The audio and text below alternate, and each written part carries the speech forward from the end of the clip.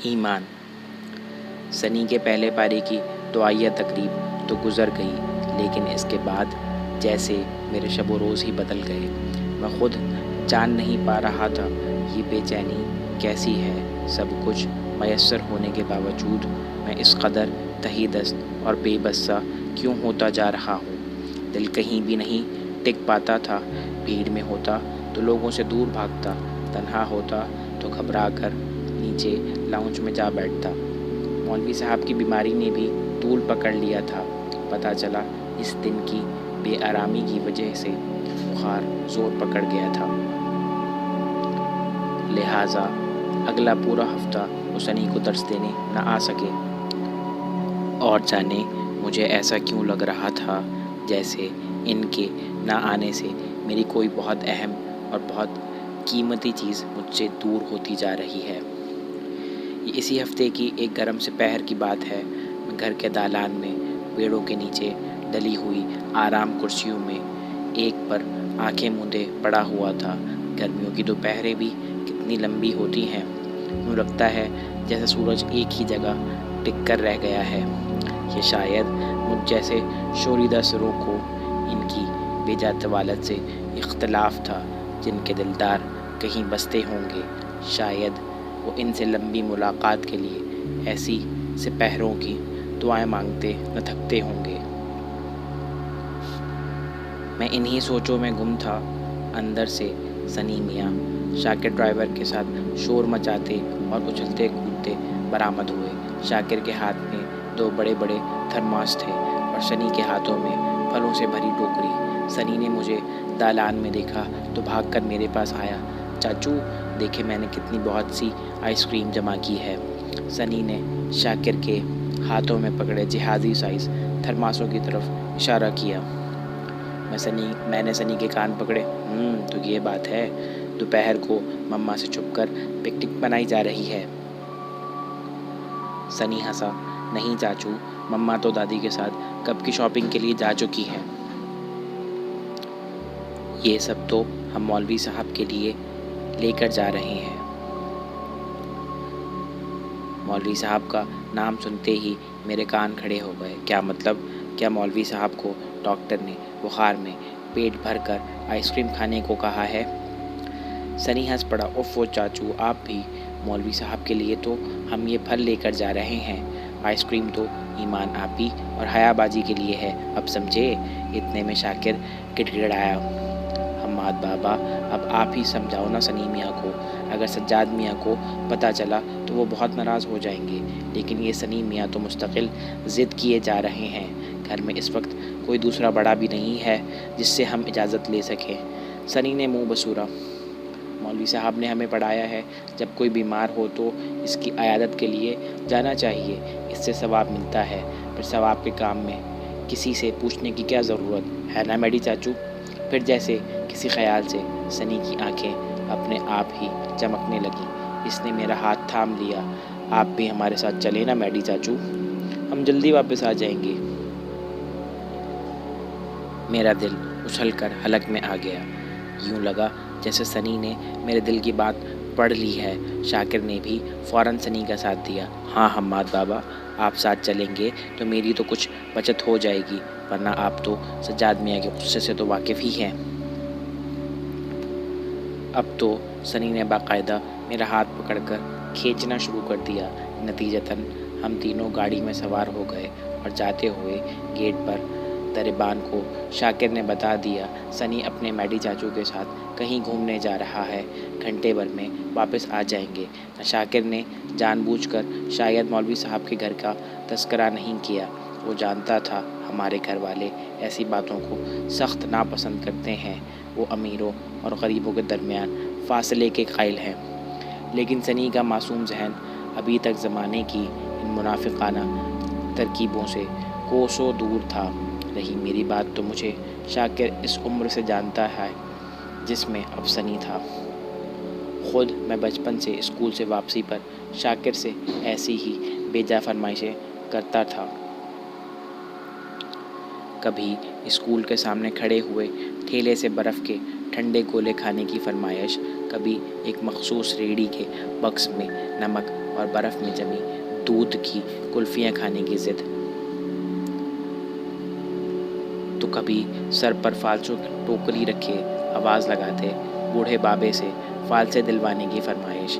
شاکر گھر والوں سے چھپ کر میری ضدیں پوری کرتا جاتا، اور جب کبھی میرا گلا خراب ہوتا تو امی حیرت سے بڑبڑاتی، اس نے تو کبھی باہر سے کوئی چیز چکھی بھی نہیں۔ اور تب میں اور شاکر امی اور گھر کے فیملی ڈاکٹر سے نظریں چرا کر مسکراتے۔ گھر میں میں واحد ہی تھا جس سے شاکر اپنے دل کی بات کھل کر سکتا تھا۔ جیسے جیسے گاڑی مولوی صاحب کے گھر سے قریب ہوتی جا رہی تھی، ویسے ویسے میرا دل جیسے دھڑکنا پھولتا جا رہا تھا۔ جانے یہ کیسی کیفیت تھی زندگی میں پہلی بار شاعروں کے وہ سارے شعر اور قصیدے جو انہوں نے اپنے کسی محبوب کے گھر کے راستے کے بارے میں کہے تھے، یکایک یاد آنے لگے تھے۔ سچ تو یہ ہے اگر اس وقت میں ذرا سی کوشش کرتا تو ایک آدھ شعر میں خود بھی کہہ ڈالتا۔ شاید ہم سب کے اندر کہیں نہ کہیں ایک شاعر چھپا بیٹھا ہوتا ہے، بس اسے ذرا سی ایک تحریک ملنے کی بات ہے۔ لفظ خود بخود ذہن و دل میں وارد ہونے لگتے ہیں، قافیے جڑنے لگتے ہیں، ردیفیں خود بخود ملتی جاتی ہیں اور شعر سرزد ہونے لگتے ہیں۔ گاڑی شہر کے پرانے حصے میں واقع ایک چھوٹے سے محلے کے گیٹ سے اندر داخل ہو گئی۔ حسب معمول محلے کے میدان میں چند بچے گھر والوں نظریں بچا کر سپہر کو اپنا گیند بلہ لے آئے تھے اور کرکٹ کا میچ جاری تھا۔ گاڑی کے داخل ہونے پر سب بچوں کی توجہ گاڑی کی جانب مبذول ہو گئی۔ چند ایک 12ویں اور 13ویں کھلاڑی نما بچوں نے کچھ دیر تک گاڑی کے ساتھ دوڑ لگائی۔ گاڑی کچھ مکانوں کی دو رویہ قطاروں کے سامنے سے گزرتی ہوئی بائیں کو مڑ گئی اور دوسری گلی میں کونے کے ایک مکان کے سامنے جا کر رک گئی۔ جانے کیوں میرا حال کچھ ایسا تھا جیسے کاٹو تو بدن میں لہو نہ ہو، کیسا عجیب سا احساس تھا۔ صرف ایک دیوار کی دوری پر وہ نازنین کہیں چل پھر رہی تھی، اور یہ جو سامنے لکڑی کا پرانا سا دروازہ تھا، جانے کتنی بار اس کے کومل ہاتھوں نے اس کے کواڑوں کو تھاما ہوگا، اور یہ گلی، یہ راستہ، نہ جانے کتنی بار اس کے نازک قدم ان راہوں پر پڑے ہوں گے۔ اس فضا میں اس کی باتیں، اس کی جل ترنگ جیسی ہنسی جانے کتنی بار گونجی ہوگی۔ یہ چھوٹا سا محلہ، یہ پکی اینٹوں سے بنی گلی یکدم ہی مجھے دنیا کی سب سے حسین جگہ لگنے لگی تھی۔ کسی ایک اجنبی کی موجودگی آس پاس کے پھیکے نظاروں میں اس قدر رنگین کیسے ہو سکتی ہے؟ میں انہی سے سوچوں میں گم تھا۔ سنی اور شاکر گاڑی سے اتر کر مولوی صاحب کے گھر کے اندر جا چکے تھے۔ شاکر نے مجھے بھی اترنے کی درخواست کی تھی، لیکن میں تو جیسے گاڑی میں ہی جم کر رہ گیا تھا۔ میری حالت اس وقت ایک ایسے سوالی کی تھی جو صدیوں سے ایک ہی در کے سامنے ہاتھ پھیلائے کھڑا ہو، پر وہ در اس کے لیے کبھی نہ کھلے۔ اچانک دھڑ سے لکڑی کا دروازہ کھلا اور اس میں آگے آگے بوکھلائے اور سٹپٹائے سے مولوی صاحب اور ان کے پیچھے پریشاں شاکر تیزی سے باہر نکلے۔ میں بھی ہڑبڑا سا گیا۔ مولوی صاحب نے آتے ہی شدت سے معذرت اور شرمندگی کا اظہار شروع کر دیا۔ یہ شاکر کی نالائکی ہے، اس نے میری باہر گاڑی میں موجودگی سے انہیں آتے ہی مطلع نہ کیا، ورنہ وہ اتنی دیر مجھے گاڑی میں یوں بیٹھے رہنے کی زحمت کبھی نہ دیتے۔ تو کیا مجھے باہر گاڑی میں بہت دیر ہو گئی تھی؟ مجھے تو ایسا لگ رہا تھا میں ابھی چند لمحے پہلے ہی یہاں آیا تھا۔ مولوی صاحب کے اصرار کے آگے میری ایک نہ چلی اور وہ مجھے گھر کے اندر لے گئے۔ یہ ایک چھوٹا لیکن بے حد صاف ستھرا مکان تھا۔ صحن کی کچی اینٹیں، جس کے وسط میں ایک بڑا سا برگد کا درخت شاخیں پھیلائے کھڑا تھا۔ درخت کے ارد گرد پکا چوبارہ سا بنا دیا گیا تھا۔ درخت کی شاخوں سے ایک جھولا بھی لٹکا ہوا تھا۔ دیواروں کے ساتھ ساتھ گلابوں کی چھوٹی چھوٹی سی کیاریاں تھیں جن میں سلیقے سے پھول اگائے گئے تھے۔ صحن کے سامنے ہی ایک لمبا سا برآمدہ تھا جسے لکڑی کی جعفریوں سے ڈھک دیا گیا تھا۔ برآمدے کے پیچھے شاید گھر والوں کے رہائشی کمرے تھے اور شاید وہی زنان خانہ بھی تھا۔ برآمدے کے آخری حصے میں لکڑی کی جالیوں کی پارٹیشن میں ایک دروازہ کھلتا تھا۔ مولوی صاحب بھی اسی طرف بڑھ گئے۔ شاید یہی اس چھوٹے سے گھر کا مہمان خانہ یا بیٹھک بھی تھی۔ بیٹھک والے برآمدے کے حصے کو اندر سے بھی لکڑی کی جالی نما پارٹیشن سے علیحدہ کر دیا گیا تھا۔ میں بے خود اور سحر زدہ سا مولوی صاحب کے پیچھے سر جھکائے چلا جا رہا تھا۔ اندر سے سنی کے زور زور سے بولنے اور ہنسنے کی آوازیں آ رہی تھیں۔ انہی آوازوں میں ایک آدھ نسوانی ہنسی اور باتوں کا چل ترنگ بھی شامل تھا۔ میری تو جیسے سانسیں ہی رکنے لگی تھیں۔ وہ مختصر سی بیٹھک یا ڈرائنگ روم گھر والوں کی نفاست کی آئینہ دار تھی۔ مختصر سا پرانا فرنیچر سلیقے سے کڑے ہوئے پوش کور سے ڈھکا ہوا تھا۔ سامنے کارنرز پر غالب کا دیوان اور چند دوسرے مشہور مصنفین کی کتابیں اور نقوش رسالے کے چند ایڈیشن سلیقے سے سجے ہوئے تھے۔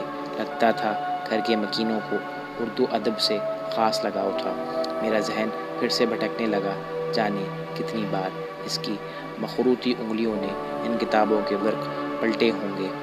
دن میں جانے کتنی بار وہ یہاں آتی ہوگی، اور کون جانے وہ گھنٹوں یہاں اسی جگہ بیٹھی ان کتابوں کی ورق گردانی کرتی ہوگی جہاں میں اس وقت بیٹھا ہوا تھا۔ مولوی صاحب کے لہجے میں اب بھی معذرت تھی۔ میاں، یہ آپ نے بڑی زیادتی کر دی۔ پہلی مرتبہ اس غریب خانے پر تشریف لائے اور یوں دروازے پر ہی کھڑے رہے۔ یہ گھر آپ کے قابل تو نہیں، لیکن میں نے جلدی سے ان کی بات کاٹی۔ یہ آپ کیسی باتیں کر رہے ہیں؟ میں تو بس یوں ہی۔ شاکر نے جلدی سے بات بنائی۔ حماد بابا کا خیال تھا ہم دروازے سے ہی سامان دے کر لوٹ آئیں گے۔ مولوی صاحب نے ناراضگی سے شاکر کی طرف دیکھا۔ بھائی تم تو ہم سے کوئی بات ہی نہ کرو شاکر بھیا۔ پہلی مرتبہ صاحبزادے اس گھر تک آئے ہیں اور ہم انہیں دروازے سے ہی لوٹا دیں؟ یہ کہاں کی روایت ہے بھلا؟ مولوی صاحب کا بس نہیں چل رہا تھا وہ ہمارے لیے پچ جائیں۔ جانے یہ پرانے طرز کی روایتی وضعداری ہم جیسے امیروں کی بڑی بڑی کوٹھیوں اور حویلیوں سے کہاں غائب ہوتی جا رہی تھی۔ ہمارے لاکھ منع کرنے کے باوجود انہوں نے اندر جا کر کیا خسر پسر کی۔ چند لمحے میں باہر کسی طرف سے بنے نعمت خانے سے مختلف اشتہا انگیز خوشبوؤں اور مہک کے ساتھ چوڑیوں کی ہلکی سی کھنک اور برتنوں کے کھڑکنے کی آوازیں آنے لگیں۔ میں نے مولوی صاحب کو روکا۔ آپ کوئی تکلف نہ کریں، ہم بنا بتائے ہی گھر سے نکل آئے ہیں۔ وہاں سنی کی مما پریشان ہوتی ہوں گی۔ مولوی صاحب پر کسی بات کا اثر نہ ہوا۔ میاں، غریب کی مہمان نوازی کیا اور اس کا تکلف کیا؟ معلوم ہوا مولوی صاحب کی 2 ہی صاحبزادیاں ہیں، کوئی نرینہ اولاد نہ تھی۔ البتہ ان کے مرحوم بڑے بھائی کا ایک بیٹا تھا جو بچپن سے ہی مولوی صاحب کے ہاں پلا بڑا تھا۔ عبداللہ نام کہیں عبداللہ نہ تھا، بلکہ اپنے اعمال سے بھی وہ اپنے آپ کو مولوی علیم کا صحیح معنوں میں جانشین ثابت کیے ہوئے تھا۔ وہ انہی کی تربیت کا نقش ثانی تھا۔ مولوی صاحب جس مسجد میں نماز پڑھاتے تھے وہیں عبداللہ ہی ہمیشہ ان کو تکبیر دیتا تھا، بلکہ اب تو زیادہ تر مولوی صاحب کی طبیعت خراب رہنے کے باعث عبداللہ ہی محلے کی مسجد میں اذان دیا کرتا تھا۔ لیکن اس وقت وہ مجھے آس پاس کہیں دکھائی نہ دیا۔ کچھ دیر بعد اندر کے دروازے کی طرف سے ہلکی سی آہٹ ہوئی، جیسے کوئی دروازے پر آ کر رکا ہو۔ مولوی صاحب جلدی سے اٹھ کر دروازے سے اندر چلے گئے۔ کچھ چوڑیاں کھنکنے کی آواز اور دبی سی چند سرگوشیاں سنائی تھی، اور مولوی صاحب ایک ایک کر کے 3-4 خوان اٹھا کر اندر لے آئے۔ میں اور شاکر بس ارے ارے ہی کرتے رہ گئے۔ چند منٹوں میں ہی ان لوگوں نے کیا کچھ اہتمام کر ڈالا تھا۔ شام کی چائے کے ساتھ جو کچھ بھی لوازمات ہو سکتے تھے وہ سب کے سب حاضر تھے۔ گھر کا بنا ہوا پنیر کیک، سموسے، املی کی چٹنی، زعفران سے سجی بالائی، گاجر کا حلوہ، اخروٹ سے بنی ہوئی مٹھائی اور نہ جانے کیا کیا۔ میرے ساتھ بچپن سے ہی ایک عجیب سا مسئلہ تھا، میں کسی کے سامنے کچھ کھاتے ہوئے بے حد شرم محسوس کرتا تھا، اور خاص طور پر اگر کوئی اجنبی سامنے بیٹھا ہو تو مجھ سے کچھ نگلنا محال ہو جاتا۔ جانے میرے دل میں بچپن سے یہ بات کیوں بیٹھ سی گئی تھی، کھاتے ہوئے انسان کچھ معزز دکھائی نہ دیتا تھا۔ وہی مسئلہ اس وقت بھی درپیش تھا، لیکن مولوی صاحب کے پرخلوص اصرار کے سامنے میرے اندر کی اس ازلی کمزوری کی کوئی حیثیت نہیں رہی تھی۔ مجھے مجبوراً سب کچھ تھوڑا تھوڑا چکھنا پڑا، اور سچ یہ ہے کہ جس کے ہاتھ کا بھی ہنر تھا لاجواب تھا، میری زبان اس ذائقے کو کبھی نہیں بھلا پائے گی۔ ظاہر ہے یہ سب گھر کا ہی بنا ہوا تھا، کیونکہ اتنی جلدی بازار سے یہ سب کچھ منگوانا اور یہ سب اہتمام ممکن نہیں تھا۔ لیکن یہ کون ہو سکتا ہے؟ گھر میں 3 عورتیں موجود تھیں، مولوی صاحب کی بیوی اور ان کی 2 بیٹیاں۔ کچھ نہ کچھ تو اس کے ہاتھ کا جادو بھی شامل ہوگا ان سب لوازمات میں۔ یہی سوچ کر میں ہر چیز اٹھا کر چکھتا چلا رہا، اور پھر شاکر نے جیسے میرے دل کی آواز کو زبان دے دی۔ وہ مولوی صاحب کی طرف متوجہ ہوا۔ اب کیسی طبیعت ہے بھابھی کی؟ مولوی صاحب کمر کا درد کچھ کم ہوا یا نہیں؟ مولوی صاحب پریشانی سے بولے، کہاں شاکر میاں، بڑھاپا خود ہی سب سے بڑی بیماری ہوتا ہے، اوپر سے یہ نت نئی بیماریاں۔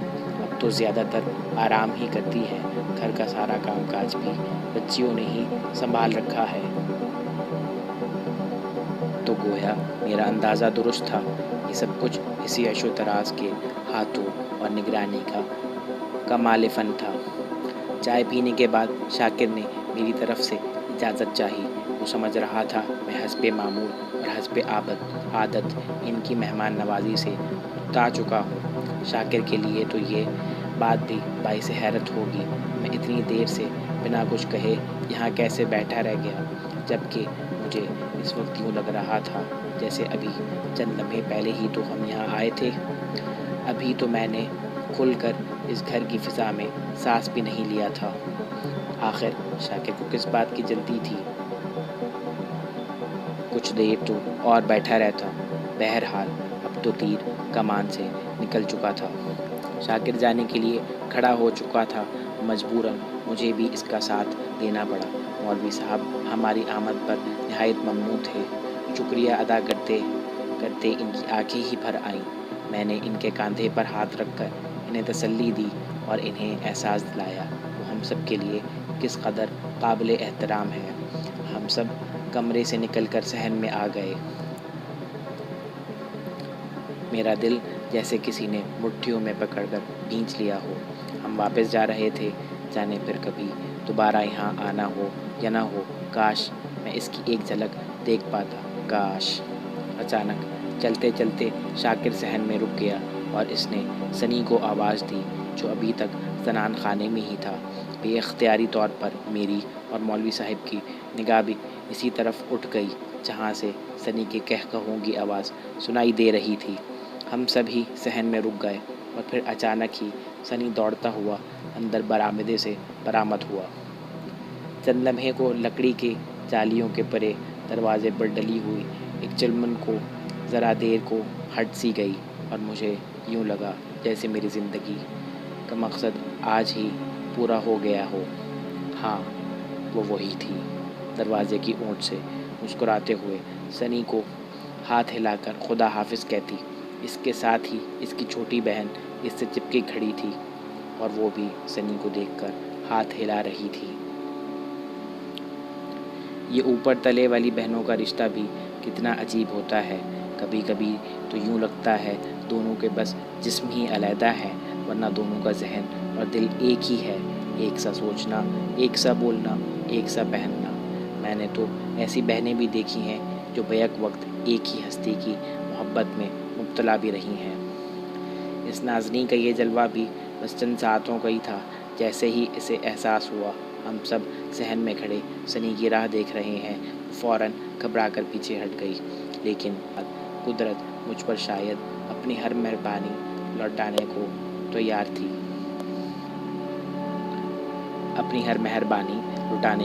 تیار تھی پیچھے ہٹتے ہٹتے بھی اس کی میری نگاہ بے قرار سے ٹکرا ہی گئی۔ اس لمحے میں چند چنگاریاں اٹھیں اور میرے پہلے سے تار تار ہوئے دامن کو جلا کر خاک ستر کر گئیں۔ کیا کیا تھا اس کی ایک نظر میں؟ بیگانگی، خوف، شرم و حیا، اپنی لاپرواہی پر جھنجھلاہٹ اور نہ جانے کیا کیا۔ دنیا میں شاعر اور ادیب بہت سے رشتوں کو بیان کرتے سنے گئے ہیں، لیکن نظر سے نظر کے رشتے کو اس وقت جتنی شدت سے میں بیان کر سکتا ہوں یہ میں ہی جانتا تھا۔ زمانے بھر کی بے چینیاں، کسک اور بے بسی میرے لیے اس ایک پل کی نظر کے رشتے میں مقید تھی۔ ہم اس کے گھر سے تو باہر نکل آئے، لیکن مجھے ایسا لگا جیسے میں اپنی روح وہیں اس چلمن کے پیچھے چھوڑ آیا تھا۔ سنی نہ جانے راستے بھر مجھے اور شاکر کو کون کون سے قصے سناتا رہا، لیکن میں سوائے ہوں ہاں کے اور کچھ جواب نہ دے پایا۔ ہم نے گھر والوں کے سامنے مولوی صاحب کے یہاں جانے کا کوئی ذکر ہی نہیں کیا۔ زندگی پھر سے اپنی ڈگر پر روانہ ہو گئی، لیکن شاید میری زندگی کا زاویہ اسی دن سے مکمل بدل گیا تھا جس دن ہم مولوی صاحب کے گھر گئے تھے۔ میں گھنٹوں ایک ہی جگہ گم سا بیٹھا رہتا، لیکن مجھے پیروں کے ڈھلنے کا ایک ذرا احساس بھی نہ ہو پاتا۔ دوستوں کی سنگت اور محفل چھوٹ گئی اور پھر مجھے سب کچھ ایک دم ہی بے معنی سا لگنے لگا۔ میرے اندر کی اس تبدیلی کو سب گھر والوں نے بھی محسوس کر لیا۔ امی ایسے موقعوں پر فوراً ایلوپیتھی، پھر ہومیوپیتھی اور پھر روحانی علاج کی طرف متوجہ ہو جاتی تھیں۔ بابا نے حسب معمول ایک لمبی سی ہنکاری بھری اور مجھے آب و ہوا بدلنے کا مشورہ دے کر اپنا پائپ پینے میں مشغول ہو گئے۔ اب رینا بھابی نے فوراً امی کو مشورہ دیا ان کی چھوٹی بہن کا رشتہ میرے لیے مانگ لیا جائے، کیونکہ میری تنہائی دور کرنے کا یہ واحد اور بہترین حل ہے۔ وہ اس سے پہلے بھی کئی مرتبہ امی کو دے چکی تھی۔ میرے ساتھ بچپن سے ایک اور مسئلہ بھی درپیش تھا۔ مسئلہ کیا، ایک عجب سا معمہ ہی تھا۔ بچپن میں ہر مہینے کی پہلی جمعرات کو مجھے شدید بخار آ جاتا تھا۔